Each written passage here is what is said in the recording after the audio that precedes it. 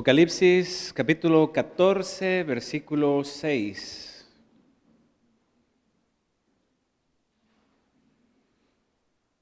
Nos dice un versículo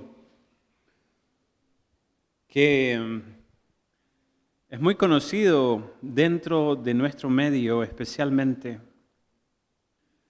Aquí aparece la razón de muchas cosas que han dado forma a nuestro movimiento, a nuestra iglesia, a lo que hoy somos.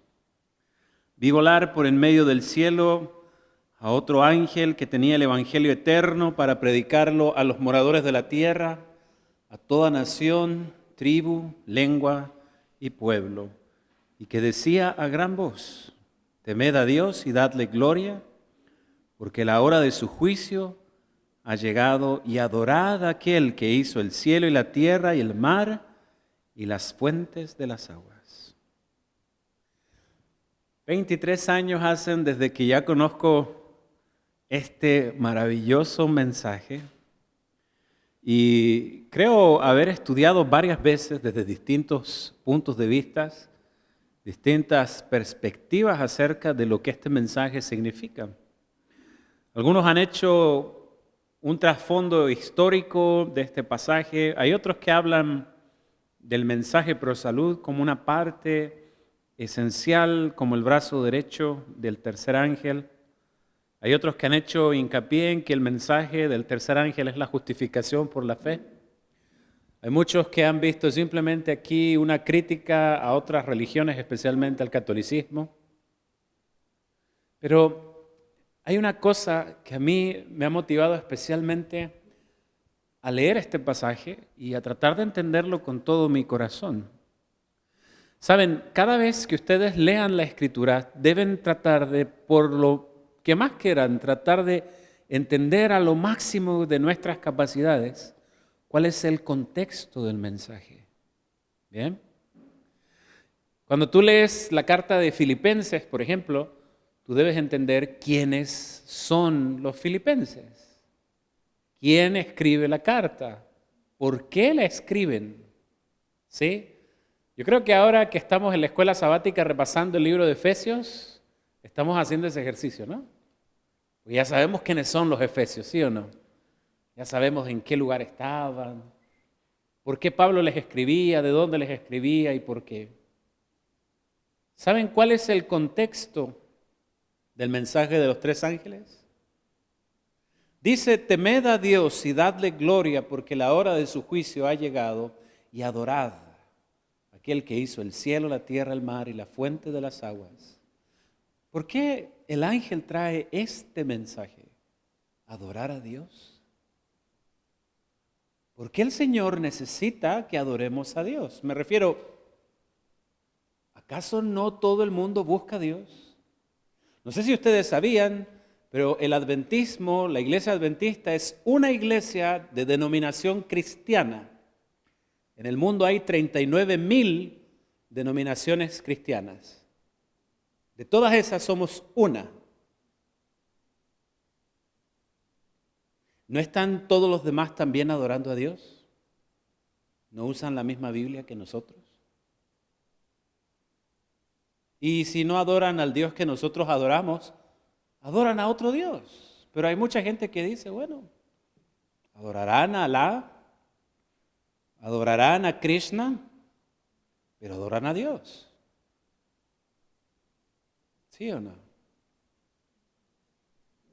¿Por qué el mensaje del tercer ángel indica que es necesario adorar a Dios? ¿Que es algo que alguien no sabe? No. Vamos a leer un poquito del contexto. Leamos brevemente el contexto. Y yo creo que poquito a poco vamos a ir entendiendo. Pues evidentemente antes del capítulo 14 del libro de Apocalipsis, ¿cuál capítulo viene? El 13. Muy bien. Es matemática simple, ¿sí o no? Sí, o sea, si estamos en el 14, entonces viene del 13, probablemente. Cuando tú no ves un corte en la visión, cuando no hay un cambio, ¿verdad?, dentro de la estructura, significa que es algo continuo, algo que continúa desde atrás. De hecho, esta sección de Apocalipsis 14 viene desde la gran batalla en el cielo que aparece en Apocalipsis capítulo 12. Es algo continuo y es algo que va haciendo una añadidura en cada pasaje de ciertos puntos en esta visión. Entonces, en Apocalipsis 13, versículo 1, dice Juan que él se paró, el dragón se paró sobre la arena del mar, y vi subir del mar una bestia que tenía 7 cabezas, 10 cuernos, y que en sus cuernos tenía diademas, y sobre sus cabezas un nombre blasfemo. Y la bestia que vi era semejante a un leopardo, sus pies como de oso, su boca como boca de león, y el dragón le dio su poder, su trono y grande autoridad. No nos vamos a enredar en símbolos, ¿ok? Yo creo que la mayoría de nosotros entiende que esta bestia es un poder político-religioso que ha estado gobernando el mundo desde el año 538 en adelante, desde el momento en que se atribuyó la autoridad de poder manejar la religión y cambiarla a su propio antojo. ¿Estamos claros en eso? Muy bien. Entonces empezamos en el capítulo 13 con una autoridad religiosa que influye en la religión del mundo. ¿Hasta qué punto influye en el mundo?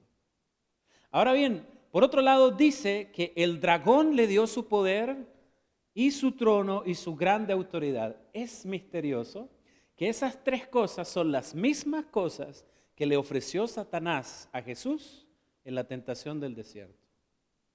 Todo esto te daré si tú postrado me adoras. Ahora fíjense que el mismo que ofreció eso es el dragón, porque ustedes se lo saben de memoria. Apocalipsis 12:9 dice: y fue lanzado fuera el gran dragón, la serpiente antigua que se llama Diablo y Satanás, el cual engaña al mundo entero. Fue arrojado él y sus ángeles fueron arrojados también con él. ¿Sí o no?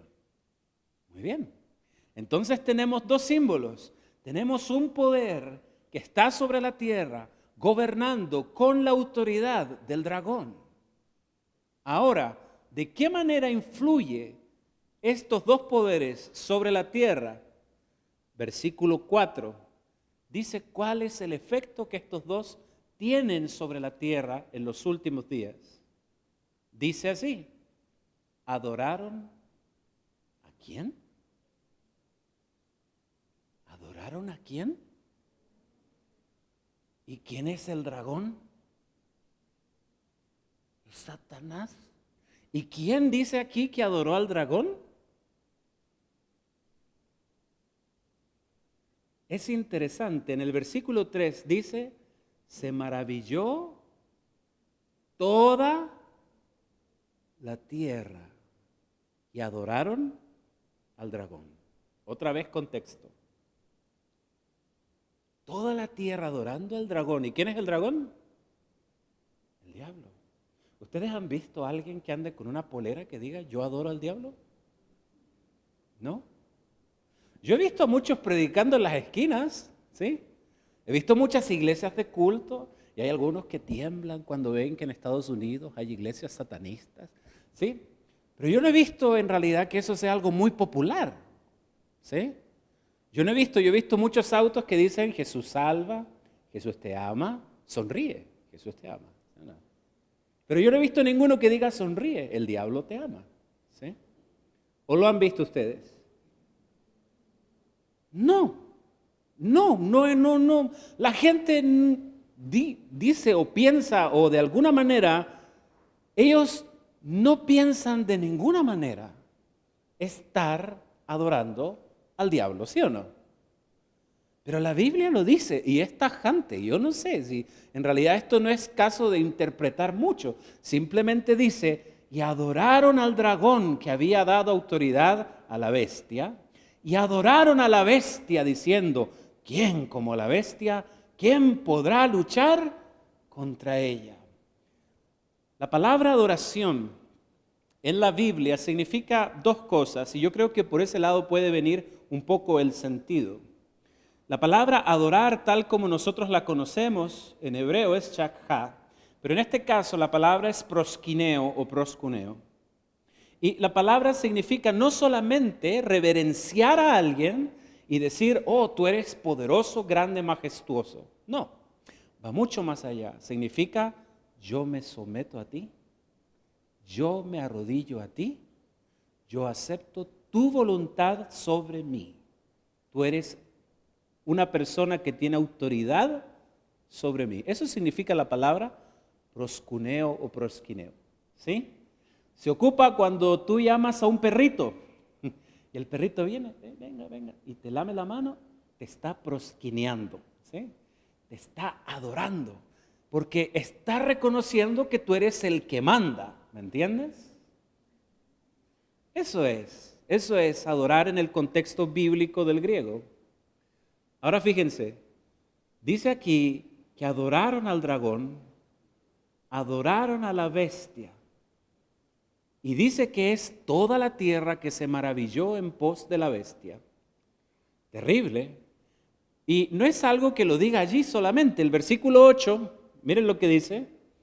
Y la adoraron todos los moradores de la tierra cuyos nombres no estaban escritos en el libro de vida del Cordero que fue inmolado desde el principio del mundo. Entonces aparece la bestia, aparece un dragón. Y ahora aparece otra bestia más a jugar allí. Esta ya no es tan religiosa, es un poco más política. Y esta sí, tiene cuernos de corderito, pero cuando habla, habla como dragón. Yo tenía una prima que era así.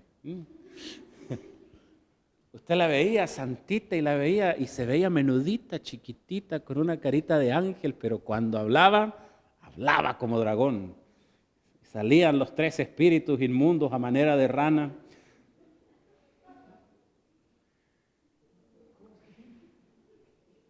Cuando esta tercera bestia entra en juego aquí, ¿qué hace? Versículo 12.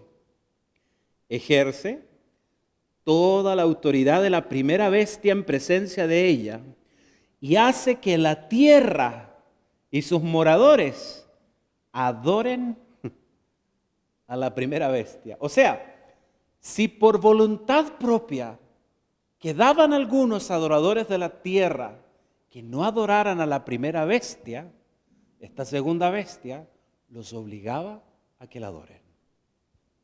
Incluso en el verso 15 se le permitió infundir aliento a la imagen de la bestia para que la imagen hablase e hiciese matar a todo aquel que no la adorase.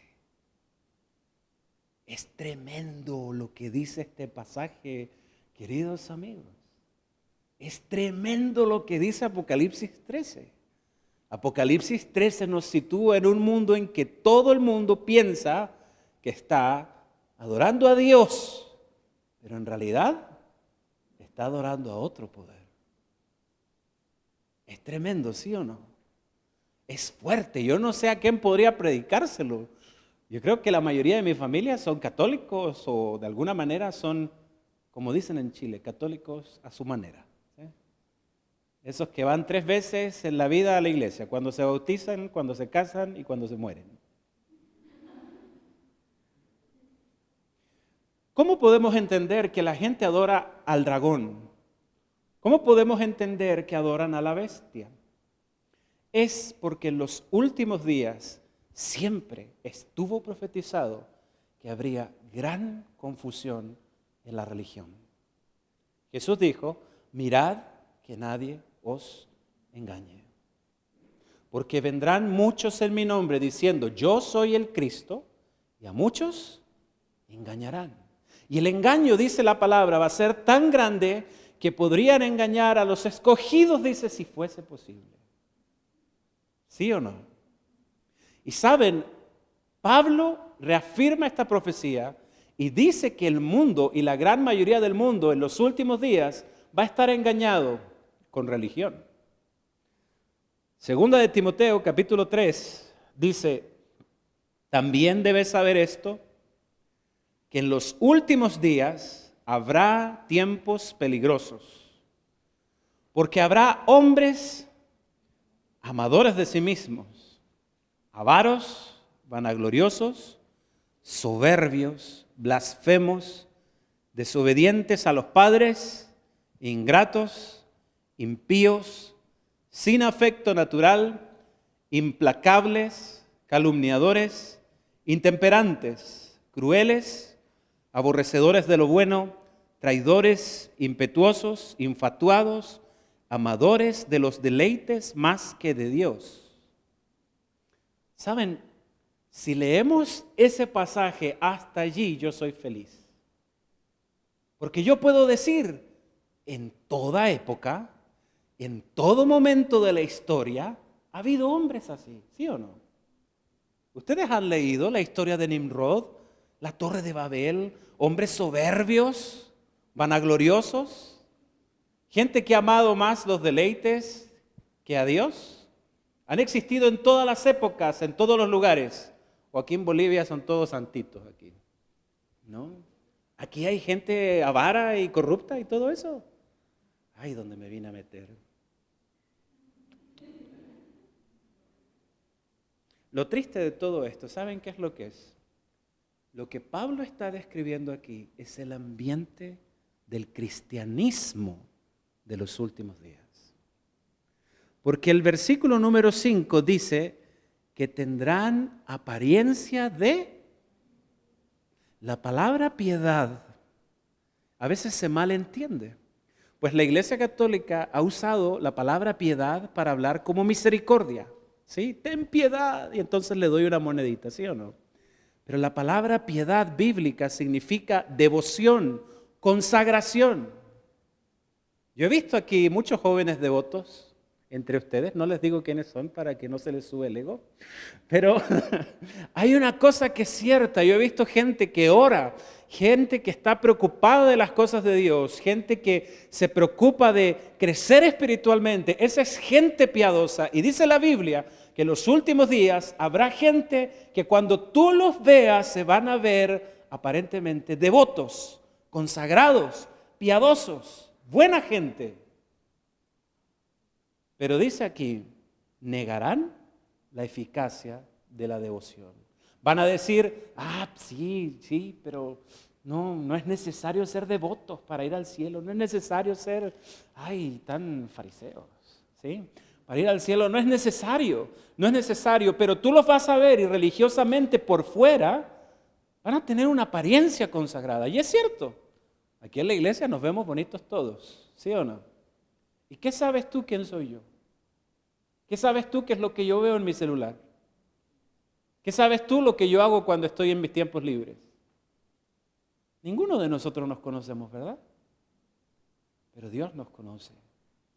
Y la palabra dice que en los últimos días la religión se desmoronaría de alguna manera. Ahora vamos entonces al capítulo 4 y dice en el capítulo 4, te encarezco delante de Dios y del Señor Jesucristo, que juzgará a los vivos y a los muertos en su manifestación y en su reino, a que prediques la palabra, que instes a tiempo y fuera de tiempo, redarguye, reprende, exhorta con toda paciencia y doctrina, porque vendrá el tiempo cuando no sufrirán la sana doctrina, sino que teniendo picazón de oír, se amontonarán maestros conforme a sus propias concupiscencias y apartarán de la verdad el oído y se volverán a las fábulas. Wow, ¿saben? Cada versículo que leo la cosa se pone peor. Yo creo que no voy a seguir leyendo de esos, pero sin embargo les invito a que volvamos al libro de Apocalipsis. Y yo creo que cada uno de nosotros puede ir entendiendo ahora básicamente cuál es la necesidad por la cual viene el mensaje de los tres ángeles. El tiempo en que nosotros vivimos, el tiempo en que nosotros nacimos, es un tiempo complejo. Y yo les voy a decir algo. Yo muchas veces se lo he dicho a Dios. Yo no pedí nacer en esta época. Yo creo que ninguno de ustedes lo pidió. Tal vez hubiera sido bueno vivir en los tiempos de Salomón, cuando había bonanza en Israel, cuando habían muchas cosechas en la tierra prometida, con esas uvas que se cargaban entre dos personas. Yo no pedí nacer en este tiempo. Tampoco pedí ser un mensajero de los 3 ángeles con un mensaje tan difícil de llevar. Porque este tipo de mensajes, ¿ustedes creen que a la gente le va a agradar o les va a ofender? ¿Se van a sentir bien, felices? Ninguno de nosotros escogió nacer en esta época. Es porque Dios fue quien lo escogió. Dios quiso que tú nacieras, que vieras la luz en estos días, porque Dios pensó en ti como ese ángel poderoso, volando en medio del cielo, rompiendo las nubes, abriendo los cielos, teniendo en su mano poderosa el evangelio eterno para predicarlo a toda nación, tribu, lengua y pueblo. Eres tú y soy yo, somos nosotros los que tenemos que ir a este mundo lleno de confusión, con un montón de gente que está adorando un montón de cosas, pero que no son Dios. Un montón de gente que se cree piadosa y que tiene apariencia de serlo, pero no lo es. Y a todo este mundo el Señor nos llamó. Entre 39,000 denominaciones que nos hacen la competencia, a decirles: temed a Dios y dadle gloria, porque la hora de su juicio ha llegado.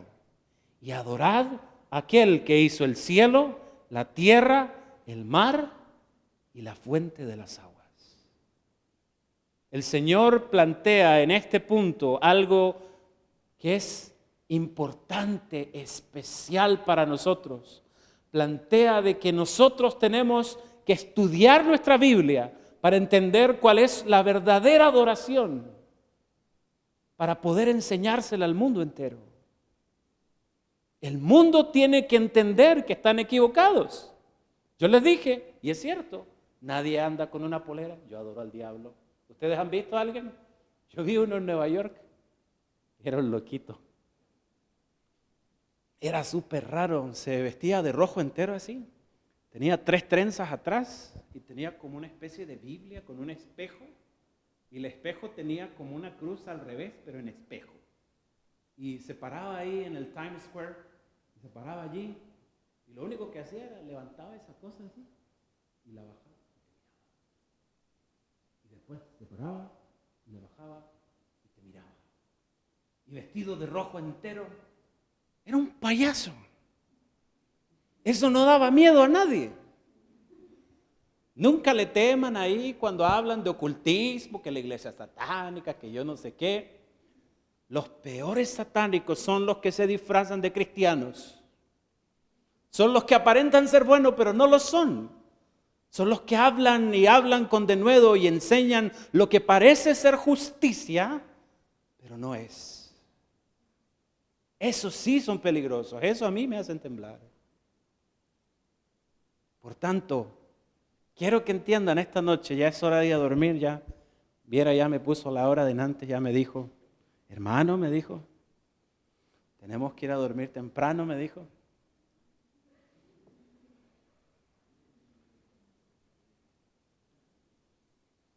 Apocalipsis 14 nos enseña que debemos nosotros conocer la verdadera adoración.